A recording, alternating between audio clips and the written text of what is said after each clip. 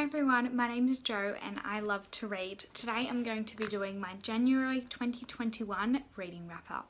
I never used to believe it when like adults and stuff like that would say to me, oh, time just flies. Like, it really does, and honestly it keeps feeling like time is flying.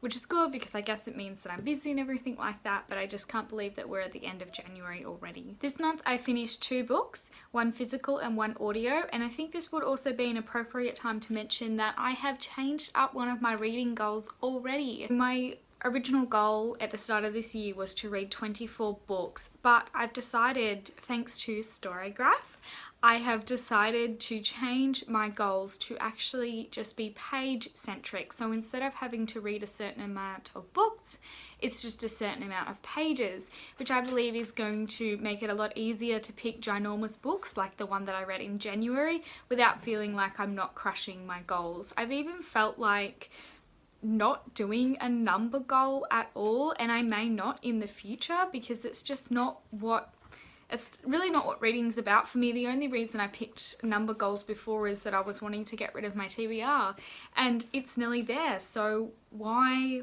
do I need to put this number on myself? But anyways, I'm going to try out the pages goals. So I've picked 8,000 pages, and last year I ended up reading 8,126 pages, I believe.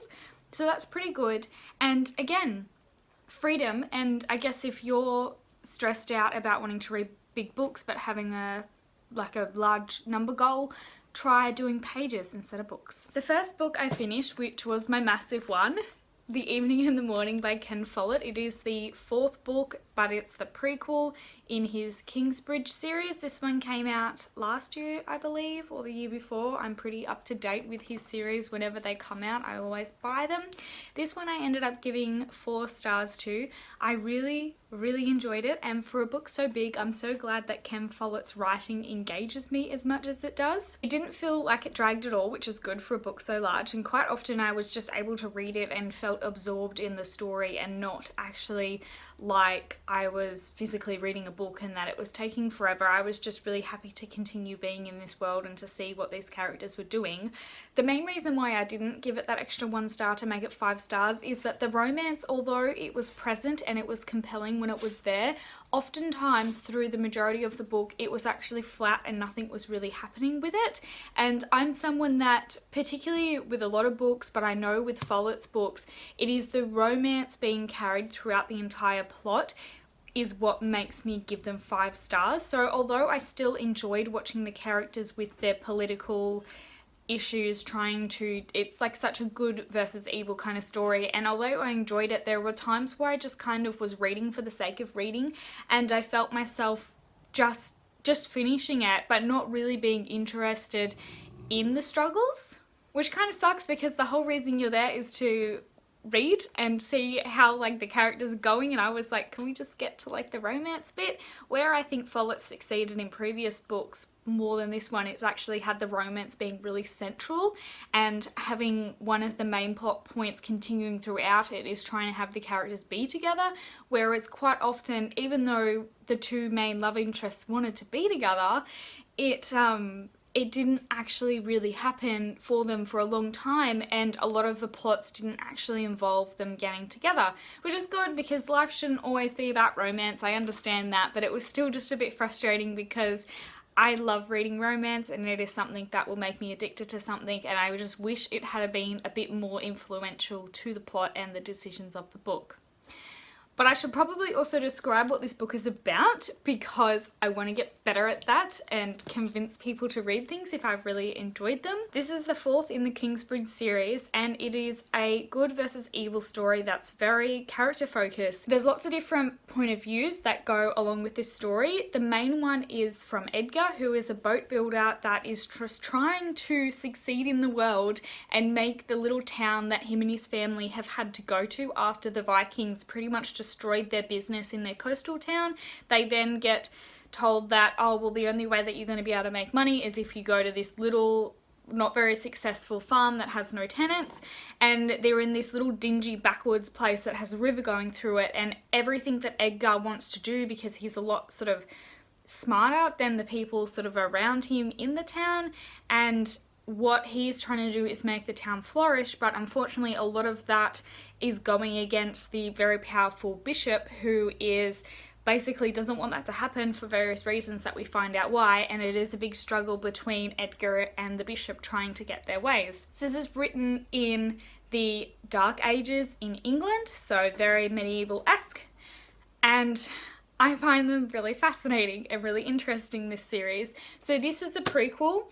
The other 3 in the series happened after this, so it was very interesting actually to go back and see how the town that we love so much in the main series gets formed. The other really notable character to talk about and explain what it's about is Ragnar. She is nobility from Normandy, but I won't tell you too much about what happens with her, because a lot of that was what was making me go in the beginning of the book. I was really fascinated and I was really dying to read what happened with her, but she was just a really fantastic character to grab onto, and she was such a good moral person who was A, very smart, which is fascinating to see what power moves she did, but also B, very kind and very just. And I just want to live in like one of her towns that she's lording over, because I feel like that we will just flourish and do really well. So that was the first book that I finished for the year, and it was a really, really great start. It wasn't something that was originally on my TBR, but as I said, I keep pretty up to date with Ken Follett.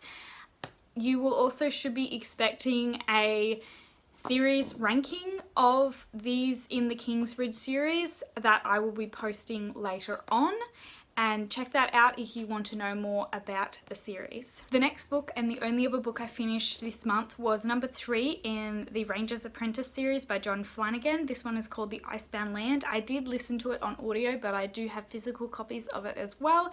It was one that I kind of thought that I could listen to on audiobook and enjoy it, because it is a middle grade / teen book, but I was holding off because I also really enjoy reading these physically, but I was just feeling the need, because I was taking an indulgence with a book that wasn't on my physical TBR, I was really feeling the need to read something that was. It was a really good choice to read on audio actually. I would probably only give this one 3 stars, and I say only, like 3 stars is fine. It's like above average. It's like, you know, or above halfway, like you're pretty good. Maybe I would have given it more if I read it physically, but I feel like this is one of those things where, because I'm an adult and it's for teens, there was just a little bit of a slow point in this book, but I don't actually think it's the fault of the book. I think it's actually the fault of me being the reader, being a bit more intellectual than someone at that age, or needing a bit more mature content than someone at that age. But tell you what, this is a heavy book for a teen. Like honestly, I didn't know that teens read books that are quite this heavy. Boy.